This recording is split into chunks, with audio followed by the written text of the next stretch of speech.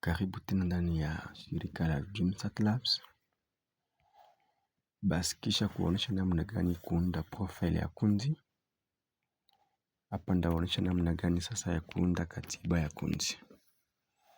Lakini hapa taomba kuwa makini sana, kwa sababu kuna kundi hizo zinatumia pesa, kuna zingine kundi zinatumia nyota, na zingine zimetumia kashe. Basi yote ni kuenda kwenye katiba. Ulizo wa kwanza ni kusema, je, kundi linatumia nyota ama mnatumia pesa? Tuseme tunatumia nyota. Tunafinya ya kufuata.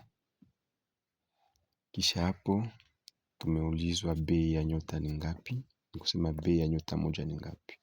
Tuseme ni pesa 1000 pesa za Kongomani. Kisha hapo tunaombwa kusema kiasi ya chini ambao kila memba anahitajika kupana ndani ya mkutano, na kiasi ya juu ambao kila memba anahitajika kupana ndani ya mkutano. Na kama kundi yenu haina kiasi ya chini na ya juu, ni kufinya ndani ya maviweta. Lakini mwa hii video tuseme kiasi ya chini ni nyota 1 na kiasi ya juu ni nyota 5 ndani ya mkutano. Tunafinya ya kufuata. Basi hapa wanakuwa na ulizo kuhusu mkopo ni mara ngapi, ama ni kiasi ya pesa ngapi mwanamemba anaweza chukua kama mkopo. Mara mingi inakuwaka ni akiba za mwanamemba mara 3.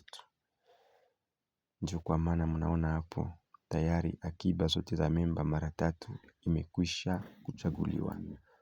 Lakini hiyo inalingana ama inatokana na kila kundi namna walipanga ndani ya katiba yao. Tunafinya ya kufuata. Kisha hiyo tunahitajika kujua namna gani kundi inafanya calculator, ama namna gani kundi imehesabu faida ya mkopo. Je, wakati mwanamemba anakamata mkopo analipa faida ya limoja ama analipa faida ya mwezi? Basi hapa tuseme ndani ya hii video mwanamemba ama ikundi inaomba faida ya mwezi. Tunapunguza hapo. Kisha hapo kunakuwa faida ya mwezi ya kwenda na shuka, na faida ya mwezi ambayo haibadiliki. Tukisema faida ya mwezi haibadiliki, acha nikuoneshe mfano hapa chini. Kuonesha mfano ni kusema, kwa mfano tuseme mkopo yako ni pesa 1100 ambao to ni 5 ama 5% kwa mwezi. Siku ya kwanza ya mkopo utalipishwa 5000 pesa ya Kongomani kama faida, na kila siku ya kwanza ya mwezi mpya utakuwa unalipishwa faida ya zaidi ya 5000 pesa ya Kongomani mpaka mkopo utaboreshwa. Kiasi ya faida ya mwezi itakuwa tu ya pesa 5000 pesa ya Kongomani kila mwezi. Haijalishi kiasi ya pesa ya mkopo wako. Basi tukisema faida ya mwezi ya kwenda na shuka, mfano ni hapo. Ni kusema wakati unapunguza kwa mkopo, kiasi ya pesa ambayo inabakia ni kwa hiyo kiasi ndio watafanya hesabu ya faida. Basi tuseme ni faida haibadiliki. Tunafinya ya kufuata. Hapa tayari tunapenda tujue muda wa mkopo. Wakati memba anakamata mkopo ndani ya kundi, kunapaswa kuwa muda ya kurudisha. Je, mkopo utarudisha kisha mwezi 1, itakuwa kisha mwezi 2, miezi 3? Hapo unaweza finya kila option ama kila mwezi ambao mnapana mkopo kama urefu wake. Kama mnapana mikopo kwa miezi 3 kwa pamoja, wengine mnawapatia mikopo ya mwezi 1 kama urefu, na wengine miezi 6. Ni kusema utafinya kwa hizo option zote. Kisha hapo, kama mkopo wenu unaenda zaidi ya mwaka moja, basi unaweza finya kwenye ongeza urefu wa mkopo. Ni kusema unapana mkopo, lakini kwa kurudisha hiyo mkopo haiko miezi 12, inaenda juu ya miezi 12.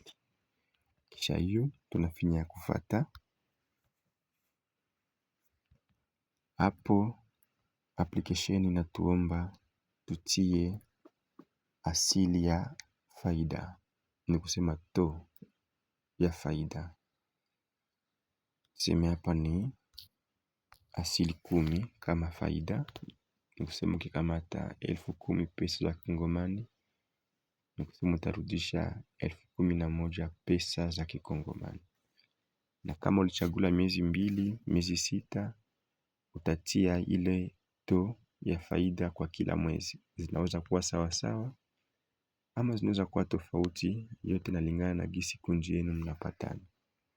Kisha hapo unafinya ya kufuata. Hapa tayari kundi na lomba wasaini wa pili. Wakati mnapana mkopo, je, mnasurutisha washahidi wawili kusaini? Tuseme ndio. Kisha nauliza, je, mnahitaji msaini mmoja ama wawili, watatu, wanne, watano? Tuseme hapa tunahitaji wawili. Kisha hapo tunafinya ya kufuata. Hapo tunakuwa na pesa za jamii. Application inapenda kujua kama pesa za jamii ambazo mnapana ndani ya kundi yenu, je, ni pesa ambazo hazibadilike ama ni pesa ambazo zimebadilika. Tukisema ni pesa ambazo inabadilika, ni kusema wanamemba watasema wamechagua watakuwa nalipa. Ni kusema hiyo ni shurti. Kila mkutano, kila mwanamemba atakuwa napana pesa zake za jamii. Na kama mnasema pesa za jamii hazibadiliki, ni kusema hapa hiyo ni shurti. Kila mwanamemba, na kujilia vizuri hapa, kiasi ya pesa ya kubadilika, ni kusema wanamemba hawashurutishi kupana pesa za jamii. Lakini kiasi ambao haibadilike, ni kusema wanamemba wanashurutishwa kupana hiyo mchango ya pesa ya jamii kila mkutano. Na kama ni hivyo, hapa chini wanashurutishwa kuingiza ni kiasi ngapi ya pesa wanashurutishwa kulipa. Tuseme ni pesa 1,500 pesa za kikongomani. Tunafinya ya kufuata. Kisha hapa application inapana uwajibu ya kuunda zingine mifuko za pesa kulingana na hitaji ya kundi.